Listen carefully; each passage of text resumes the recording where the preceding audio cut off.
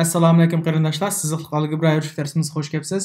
Bu bizning 3-qismlik darsimiz. Oldingi qism darsimizda biz shu siziqliq tanglik sistemasiniki yechim to'g'risida to'xtalgan. Bu qismlik darsimizda biz yangi bir uqum o'rganamiz. Endi oldingi qism to'xtalgandek, shu siziqliq tanglama sistemasi 2 yoki undan ortiq siziqliq tanglamani ko'rsatadi. Shunaqa buning bir umumdan kelgan bir formulasi bor. Buni men birinchi qismlik darsimizda tafsil to'xtalgan.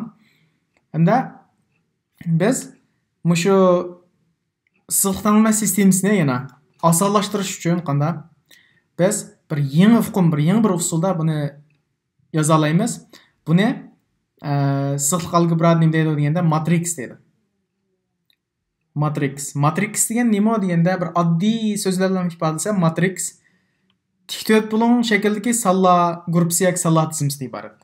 Biz buni tik to'rt bo'lon shaklga kelib, tik qur va yan to'qur orqali shu siziqliq tanglama sistemasini ifodalab, biz faqat shu noma'lum sonninki koeffitsiyenti va turaqlik iboratidan foydalanib buni yeshalaymiz, buni yeshimga erishalaymiz. Undan so'ng men amaliy misol olib ko'rsatib qo'yay, ya'ni matrixni qanday narsa, qanday olamiz deganni. Xotiramni ochay. Ya'ni biz matrix o'rganmoqchi. Matrix. Buni inglizcha matrix deydi. Shunga uyg'urcha ham matrix deymiz, buni uyg'urchaga tarjima qila olmadim. Biz matrix deb olsak bo'ldi. Biz burun matematika o'rganganda matrix deydi buni. Hamda men bir siziqliq tanglik sistemasi yozsam, masalan, oddiy bir x1 qo'shilgan 3x2 olamiz x3 tang 1 x1 qo'shilgan x3 cho'qim hammasi bir qilib bo'lmaydi-ku. Tang 2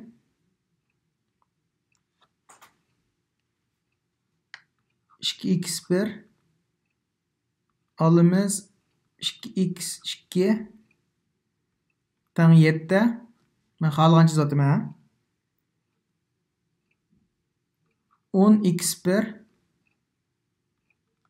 tang 2. Endi mushu bir nima deganda bir tanglik siziqliq tanglim sistemasi shunaqa bir sistema. Buning hammasiniki qanday? 3 xillam yechim bo'lishi mumkin. Yoki bir yechim bor, yoki yechim yo'q. Yoki cheksiz yechim bor, shunaqa. Biz ham buni topgan chaqda, odat ko'pincha holatda berganda biz buning yechimini mana qarab, bu qarsanglar 4 tanglama shunaqami? Bu 4 tanglamani har birisini o'rniga qo'yib ma'ni topqili bo'ldi. Masalan, ma'nodan ma'ni guruhlashtirib degandek. Endi unda qilishni o'rniga biz buni bugungi qani matrixdan foydalanib texnik oson ishlay olamiz. Bu siziqliq algebrada biz matrixdan foydalanib buni beklam oson ishlaydi, ha?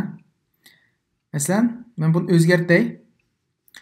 Mavo x1 qo'shilgan osonlashtirish uchun sizlarga tushuntirishlar o'zgartirdim. Bo'lmasa o'zgartirishning hojati yo'q. x2 olamiz x3 tang 1 shunaqami? Bu o'zi kelaverdi.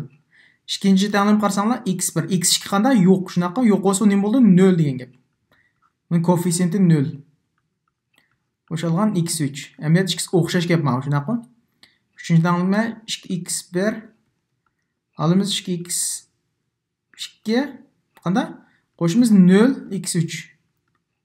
7 10 x1 qo'shimiz 0 x2 qo'shimiz 0 x3 tang 2. Manda yozsak bo'ldi buni. Manda yozsak qanday? Bo'laverdi. Endi diqqat qilsanglar, men oldingi qismlik darsimizda buni men tafsil tushundim. Buningki men x1, x2, x3lar qanday noma'lum sonlar shunaqa. Buning oldidagi son, masalan, ma'no oldida 1 bor-ku. 1 bor, ma'no oldida 1 bor, 1 ni yozmasak bo'ldi, ko'paysak o'zi bo'ldi. 3, 0, 2, shularning hammasi nima deganda? Buni koeffitsiyent deymiz. Mana koeffitsiyent. Ma'jo turaqliq son. Ma'o turaqliq son. Ham biz matrix shaklda biz tik to'rt bo'lon shakldagi qanday sonlar gruppasi degan. Buni qanday o'zgartiramiz desanglar? Ma'ni ekiliblar. Matrix shaklida qanday?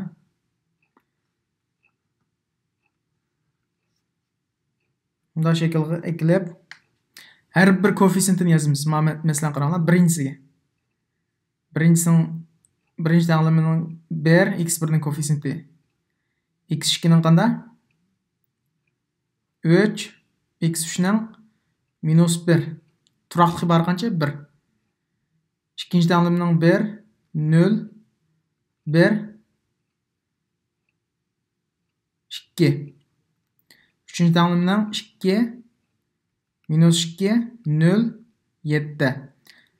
Dördüncü tanlamining 10, 0, 0, 2. Endi bu ne?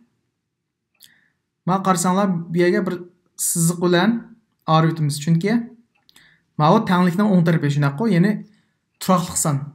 Buni turaqliq son deymiz. Constant deydi inglizcha. Constant. Mana koeffiциенти. Matrix bu şekilde yazıldı. Hem bunun içinde mala nimde patıldı otsanlar matrix koeffiциенти deymiz. Yoki koeffisient matriksi deymiz. Koeffisient matriksi. Macho, manimo. Bu ne? Turaqliq son matriksi dedi.